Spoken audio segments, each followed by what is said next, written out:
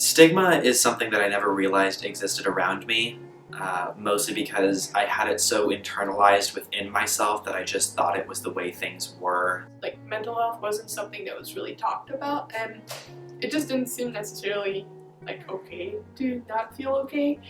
Stigma is a real problem on college campuses, and I guess I didn't really realize the full impact of mental health stigma until I had to deal with it myself.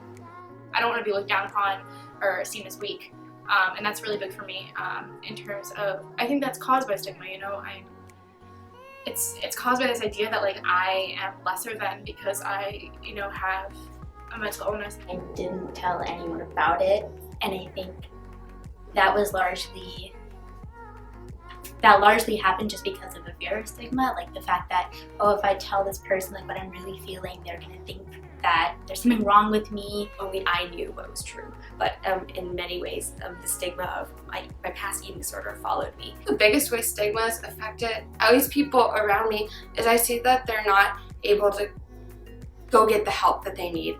I've seen both in myself and in others, and that's mainly just the kind of resistance to asking for help and then getting that help. Being able to own how I feel and talk about mental health has been huge and has really helped me learn that I'm not alone and that I can make a difference and help other people not feel alone.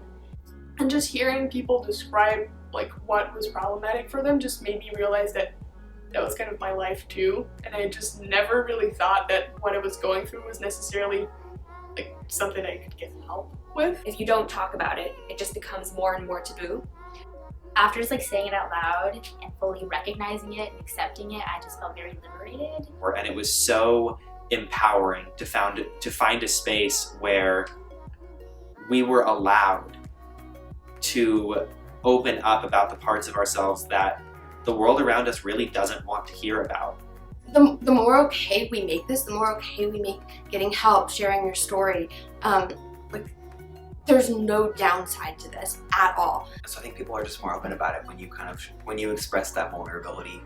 Other people are more willing to show vulnerability as well. Because once you say it out loud, I think you can accept it as it is and start to heal. Sharing not just the hard things, but the recovery stories, really, it like makes me feel very hopeful, and that's so powerful, like when you're trying to overcome something. It's cathartic to sort of share your story rather than keeping it all bottled up. That also show other people that they're not alone, that there's always someone struggling with you, that struggles strong.